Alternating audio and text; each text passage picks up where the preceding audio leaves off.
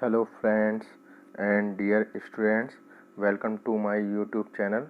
आज हम लोग स्टार्ट करने जा रहे हैं स्ट्रेंथ ऑफ मटेरियल और मैकेनिक्स ऑफ सॉलिड का topic stresses due to pure shearing, जिसका एनालिटिकल मेथड आज हम लोग पढ़ेंगे। तो सबसे पहले आप फिगर फर्स्ट में देखिए।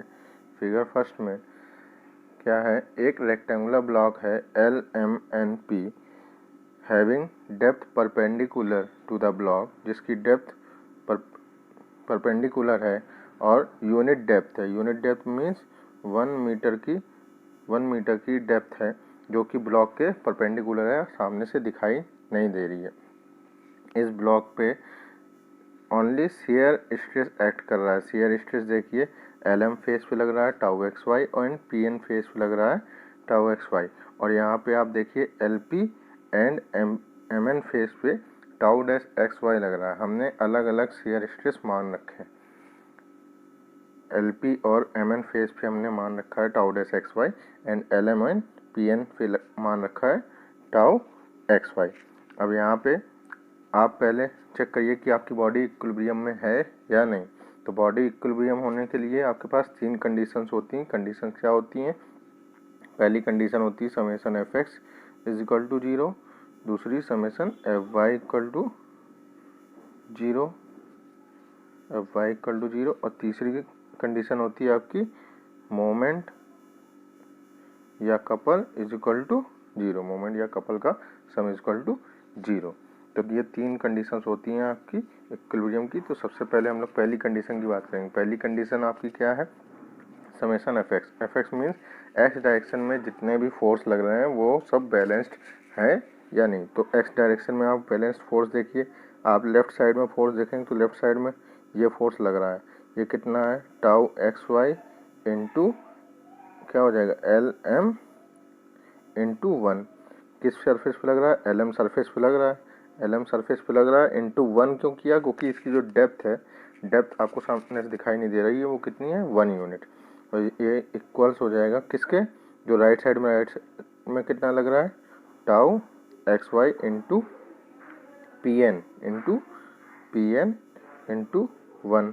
तो ये इसको इक्वल हो जाएगा। और जैसा कि फिगर में शो हो रहा है कि LM is equal to PN, तो these two forces should be equal. तो ये दोनों फोर्स आपस में इक्वल हो जाएंगे तो बॉडी आपकी सिग्मा Fx क्या हो जाएगा? बॉडी का सिग्मा Fx हो जाएगा। बॉडी का सिग्मा Fx हो गया 0। अब जब सिग्मा Fx 0 हो गया, अब आपको सिग्मा Fy निकालना है। तो सिग्मा Fy निकालने के लिए क्या करेंगे? y डायरेक्शन में देखिए, y डायरेक्शन में कौन कौन से लग रहे हैं? एक ये लग रहा है और एक ये लग रहा है। तो tau dash XY, tau dash, अब इसको आप फोर्स में कन्वर्ट करेंगे। फोर्स बराबर क्या होता है? Stress into area. पिछले वाले कंडीशन में भी अभी हमने यही किया।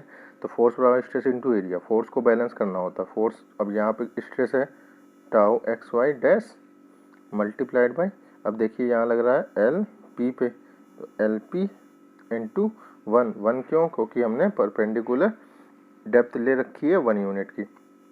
और इक्वल टू, ये किसके इक्वल हो जाएगा? जो यहाँ पे लग रहा है टाउ डैश XY इंटू, ये देखिए MN इंटू 1।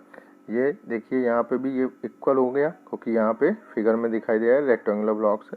तो यहाँ पे LP is equal to MN है, तो ये दोनों फोर्स भी इक्वल हो जाएंगे। तो जब ये दोनों फोर्स भी इक्वल हो जाएंगे तो आपका यहाँ पे समेशन Fy भी 0 हो गया। अब यहाँ पे सिग्मा Fx और सिग्मा Fy तो 0 हो गया, लेकिन यहाँ पे अगर आप मोमेंट निकालेंगे तो मोमेंट या कपल अगर निकालें तो कपल क्या है?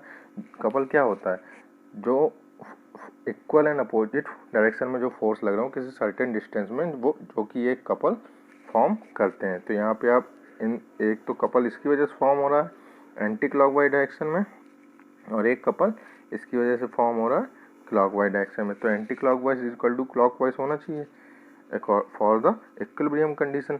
अब सबसे पहले हम लोग एंटी क्लॉकवाइज कैलकुलेट करेंगे। तो एंटी क्लॉकवाइज क्या हो जाएगा? टाउ XY मल्टीप्लाइड बाई किस सरफेस पे लग रहा है? चलो अगर हम इस सरफेस की बात कर लें तो LM इंटू 1, और परपेंडिकुलर डिस्टेंस क्या हो जाएगी? परपेंडिकुलर डिस्टेंस या तो आप LP ले सकते हो या तो आप MN ले सकते हो। हमने एक ले ली LP।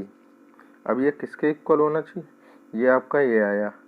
अगर हम इसको कंपेयर कराएं इससे जो एंटी क्लॉकवाइज लग रहा है, एंटी क्लॉकवाइज क्या है, tau x y dash multiplied by, अब यहाँ से लिखा लीजिए एल पी ले लीजिए, L P into 1 into perpendicular distance क्या हो जाएगी। अब यहाँ पे एल एम है या पी एन है, आप बताइए कौन सी ले लें, एल एम है या पी एन है। तो हमने ले ली एल एम। अब आप देखिए दोनों इक्वल आ रहे हैं, जब ये दोनों इक्वल आ रहे हैं तो इक्वल आने पे एल पी से एल पी कैंसिल हो जाएगा और एल एम से एल एम कैंसिल हो जाएगा। तो यहाँ पे क्या आ जाएगा, यहाँ पे आपका आ जाएगा tau x y is equal to tau x y dash. This is also known as, जो टाउ एक्स वाई है this is also known as the complementary shear stress. जो कॉम्प्लीमेंट्री शियर स्ट्रेस आपका होता है वो यही होता है कि आप इक्वल स्ट्रेस लगा देते हैं। क्यों इक्वल लगाते हैं, क्योंकि उसकी जो वैल्यू होती है वो सेम निकल के आती है। क्यों सेम निकल के आती है, फॉर इक्विलिब्रियम कंडीशन। जैसा कि आपने ये फिगर सेकंड में देख रखा है, देखिए यहाँ पे एक्स में और वाई में दोनों में इक्वल शियर स्ट्रेस लग रहा है, इसीलिए आपको पहले हमने फिगर फर्स्ट समझाया है। अब हम बात करते हैं stresses due to pure shearing. तो stresses due to pure shearing का मतलब जब आपकी बॉडी में ओनली शेयर स्ट्रेस वर्क कर रहा हो, उस केस में अगर आपको normal stress and shear stress find out करने को आ जाए किसी प्लेन पे जो कि थीटा एंगल पे कट किया गया है, तो आप कैसे सॉल्व करेंगे, ये आपकी प्रॉब्लम है। तो अब इसमें देखिए, इस फिगर में देखिए एक रेक्टेंगुलर ब्लॉक लिया जिसकी डेप्थ यूनिट है परपेंडिकुलर टू द ब्लॉक। इसको हमने एक प्लेन ए प्लेन के अलोंग कट किया। कट करने के बाद आपको ये ट्रायंगल दिखाई दे रहा होगा, कट किया जो कि वर्टिकल एक्सिस से थीटा एंगल पे है। अब इस प्लेन के परपेंडिकुलर एक नॉर्मल स्ट्रेस और एक पैरेलल होगा वो टेंजेंशियल स्ट्रेस, जो कि हमें फाइंड आउट करना है। इस ब्लॉक में एक्स डायरेक्शन में एल एम प्लेन पे टाउ एक्स वाई और एम एन प्लेन पे भी same tau x y shear stress work कर रहा है। तो हम सबसे पहले क्या करेंगे, फोर्स को रिजॉल्व कर लेंगे।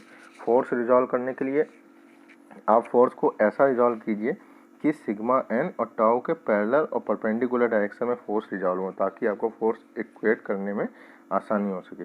तो हम सबसे पहले यहाँ पे देखिए हमने एक लाइन ये बना ली। तो ये जो आपका ये लग रहा है टाउ एक्स वाई ये वाला, तो इसको हम रिजॉल्व करेंगे इन दो एक्सिस में। तो पहली एक्सिस ये, तो यहाँ से थीटा एंगल बना रहा है, तो ये क्या हो जाएगा टाउ एक्स वाई इंटू, अच्छा फोर्स रिजॉल्व होता है, कभी स्ट्रेस रिजॉल्व नहीं होता। तो टाउ एक्स वाई किस प्लेन पे लग रहा है, ये एल एम प्लेन है, एल एम ये हो गया आपका इसका फोर्स, और ये मल्टीप्लाइड बाई क्या हो जाएगा, मल्टीप्लाइड बाई हो जाएगा कॉस थीटा के। ठीक है, इधर आ गया आपका, इधर आ गया कॉस थीटा और इसके इस डायरेक्शन में चला गया साइन थीटा। इस डायरेक्शन में क्या आ गया आपका tau x y into L M sine theta. ऐसे ही आप इस फोर्स को रिजॉल्व कर लेंगे। किसके अलोंग, एक इसके अलोंग और एक यहाँ से ये बना लीजिए, एक इसके अलोंग और एक इसके अलोंग। आउटवर्ड डायरेक्शन में है तो दोनों जो कंपोनेंट्स होंगे वो भी आउटवर्ड डायरेक्शन में होंगे। तो टाउ एक्स वाई का यहाँ पे कंपोनेंट क्या आ जाएगा, tau x y multiplied by, अब ये लग रहा है एम एन प्लेन पे एम एन, और यहाँ पे क्या आ जाएगा, देखिए ये वाला एंगल आपका थीटा हो जाएगा क्योंकि ये थीटा। तो इधर आ जाएगा आपका, इधर आ जाएगा साइन थीटा और इधर चला जाएगा कॉस थीटा। अब जब हमने फोर्स रिजॉल्व कर लिया, तो फोर्स रिजॉल्व करने के बाद जब आप कंपेयर कराएंगे, तो कंपेयर कराने में आप जो सिग्मा एन के पैरेलल में देखिए एक ये फोर्स था और एक यहाँ पे हमने फोर्स लगाया था, दोनों ही आउटवर्ड डायरेक्शन में थे, तो दोनों ही प्लस आएंगे। प्लस में कितनी वैल्यू आ जाएगी, अब देखिए हमने वैल्यू निकाल के रखी है, ये रिजॉल्विंग पैरेलल टू ए। जब आपने ए के, ये देखिए ए के पैरेलल में रिजॉल्व किया तो सिग्मा एन ए के पैरेलल में रिजॉल्व करेंगे तो आप यहाँ पे टाउ निकल आएगा, और ए के परपेंडिकुलर रिजॉल्व करेंगे तो सिग्मा एन की वैल्यू निकल आएगी। तो सबसे पहले हम बात करते हैं perpendicular to A A. Perpendicular जब हमने रिजॉल्व किया तो देखिए sigma n into L N, sigma n किस प्लेन पे लग रहा है, देखिए फिगर में सिग्मा ए लग रहा है आपका एल एन प्लेन पे, ये वाला प्लेन है एल एन। तो यहाँ पे sigma n into L N into 1 हो जाएगा, sigma n into L N into 1 बराबर ये जो हमने अभी कंपोनेंट कैलकुलेट किए थे tau x y into L M sine theta plus tau x y into M N cos theta. अब यहाँ से सिग्मा एन इक्वल टू क्या आ जाएगा, एल एन से डिवाइड कर दीजिए तो ये बन गया L M upon N N और M N upon L N. ये आपकी फाइनल इक्वेशन सिग्मा एन की आ गई। अब जैसे ये आपकी फाइनल इक्वेशन आ गई, अब आप फिगर में देखिए, आप फिगर में देखिए, फिगर में क्या है, जो L M upon L N, L M upon L N, ये L M upon L N क्या है, फिगर में देखिए इस ट्रायंगल में, ये जो ट्रायंगल बना हुआ है इस ट्रायंगल में आप जब निकालेंगे तो L M upon L N क्या आ जाएगा, देखिए एल एन आपका है हाइपोटेनियस और एल एम है बेस, तो बेस अपॉन हाइपोटेनियस क्या बना कॉस थीटा, और ये जो आपका M N upon L N है, M N upon L N है वो हो जाएगा साइन थीटा। तो जब कॉस थीटा साइन थीटा आ गया आपने उसकी वैल्यू पुट कर दी, वैल्यू पुट करने के बाद आपकी equation sigma n is equal to tau x y cos theta sine theta plus tau x y sine theta cos theta. तो ये सम होने के बाद आ गया 2 tau x y sine 2 theta और 2 साइन थीटा कॉस थीटा होता है साइन 2 थीटा। तो ये आपके सिग्मा एन की मीन्स नॉर्मल स्ट्रेस की वैल्यू निकल आई in case of pure shearing. अब आपको फाइंड आउट करना है शेयर स्ट्रेस की वैल्यू। तो शेयर स्ट्रेस की वैल्यू फाइंड आउट करने के लिए फिर से हमने फोर्स रिजॉल्व किया पैरेलल टू ए। अब पैरेलल जब हम फोर्स रिजॉल्व करेंगे तो देखिए क्या आ जाएगा टाउ इंटू एल एन, क्या आ जाएगा टाउ इंटू एल एन और इज इक्वल टू जो कंपोनेंट आपने रिजॉल्व किए थे, एक कंपोनेंट आपका था डाउनवर्ड, ये देखिए फिगर में, देखिए फिगर में जो हमने कंपोनेंट रिजॉल्व किए थे तो इसका कंपोनेंट ऊपर की ओर जा रहा था और इसका कंपोनेंट नीचे की ओर अपोजिट डायरेक्शन में।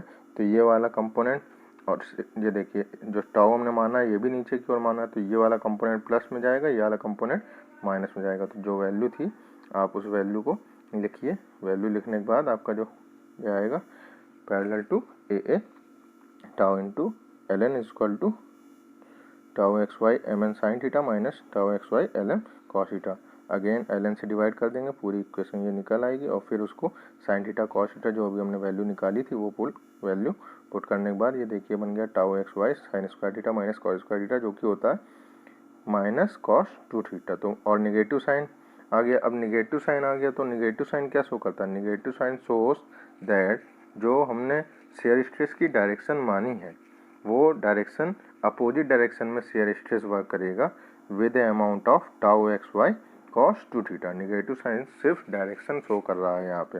और जो टाउ की वैल्यू जीरो कब होगी, अगर हम पूछ लें मैक्सिमम वैल्यू या मिनिमम वैल्यू शेयर स्ट्रेस की कब होगी, तो ये आपका शेयर स्ट्रेस आ गया। तो ये मिनिमम वैल्यू कब होगी, जब कॉस 2 थीटा क्या आ जाएगा, कॉस 2 थीटा आपका हो जाएगा जीरो। कॉस 2 थीटा जीरो तो मीन्स थीटा बिकम्स 45 डिग्री। तो जब थीटा 45 डिग्री हो, आप डिस्क्रिप्शन में पिछला लिंक भी मैं दे देता हूँ, उसमें लिखा हुआ है स्ट्रेसेस इन ए टेंसाइल मेंबर। तो अगर आपको टेंसाइल मेंबर में स्ट्रेस फाइंड आउट करना हो तो आप डिस्क्रिप्शन में दिए गए लिंक पे जाकर सॉल्व कर सकते हैं। Thank you.